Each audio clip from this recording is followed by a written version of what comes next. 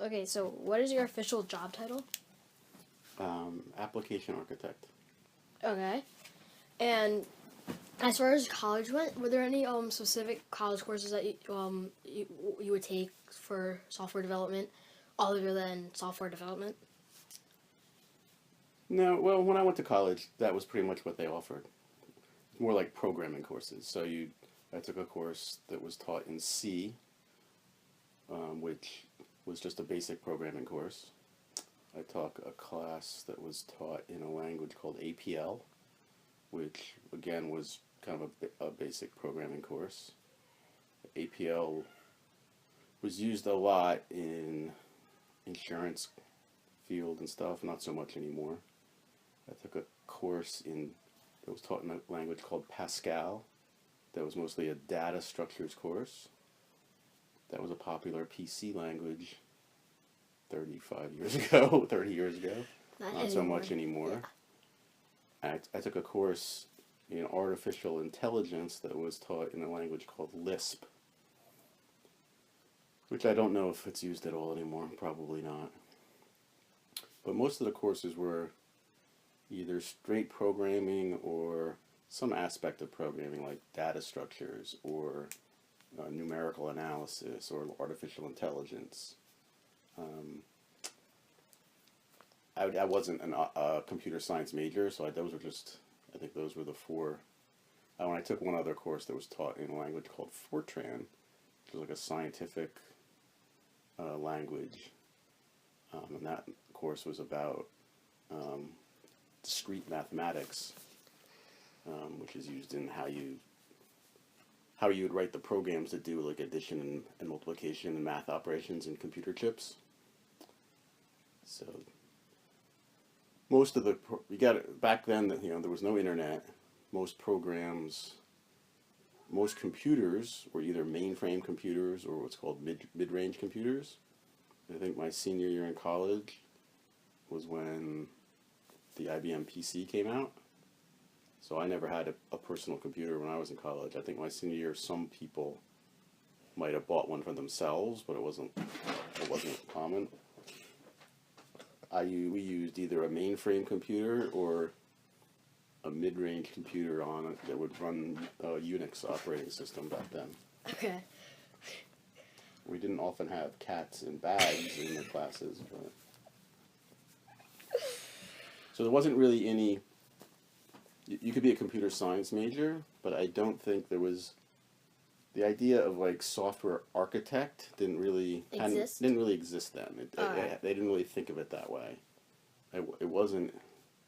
I mean, there were people who did what is called software architecture then, but the issues weren't quite the same, and programs were either mainframe programs or mid-range programs, and they were used by lots of people, but there was no there was no web, there were no apps, there's no phone, so it was a lot simpler in many respects.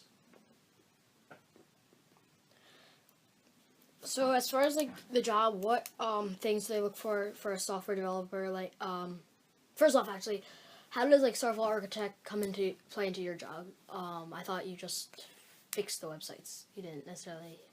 No, I mean architect them. No, so I work on architecting them. So software architecture is like is concerned with the whole environment of the program. So like every aspect. So you end up, someone comes to you and says, I need a program that does something. So you end up asking them a lot of questions about it to figure out what they really need. So you could use that example. Let's say someone came to you and they wanted a program that would add numbers. Okay. Right? So, the functionality of it is you got a couple numbers, you add them, you might say, well, what kind of numbers? Maybe it's just integers. I just want to add integers. Well, how big can the integers be? Well, as big as I want. Which is a problem right off the bat because if you go to use Excel or something, the numbers can only be so big, and then the way that the computer represents integers, stops working after 999. yeah, 84. some big number, right? 99,884. Yeah, I think it's bigger than that. It's like in the 2.1 billion range or something. Or it might be different That's just in Excel. 99,884. But there's so many like so another question would be first question would be, well, where's your program? How will people use your program? Like today you would say, well, is it a desktop program? Is it something you'd install on your own computer? Is it a website program? Is it an app? Right? If it's an app, do you want it to run on iPhones? Do you want it to run on Android? Do you want it to run on a Kindle Fire? Do you want it to run, right? So you'd find out all the places, somebody might want to run it.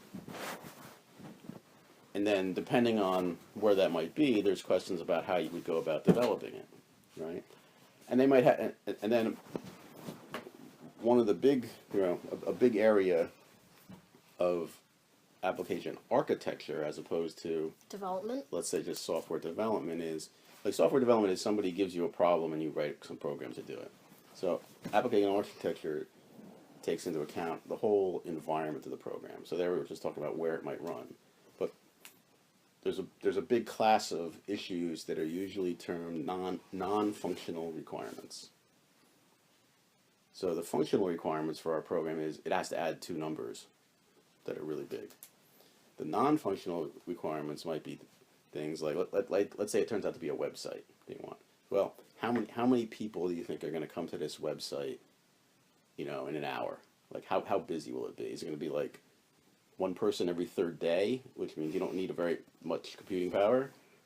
Or is it going to be the size of Facebook where there's a billion possible people and several 100,000 of them are on at maybe 1 million at any one time, and you have to support this very large number of users, right? Then, besides the number of users, how reliable does it have to be? Is it going to be up all days of the week? Can you bring it down for 6 hours on Sunday morning to do maintenance? Because computers sometimes they need to be maintained. You got to put new software on it, whatever. Or does it have to be up all the time? Something like that. Or if it goes down for 2 hours in the middle of the day on a Wednesday, we don't really care.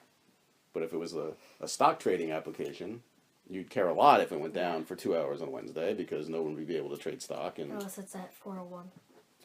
Well, even then, there's aftermarket stuff and stuff, right? So there's programs that like, if it was a stock trading application and you were like E-Trade or something like that, right? You're making your money when people trade stock.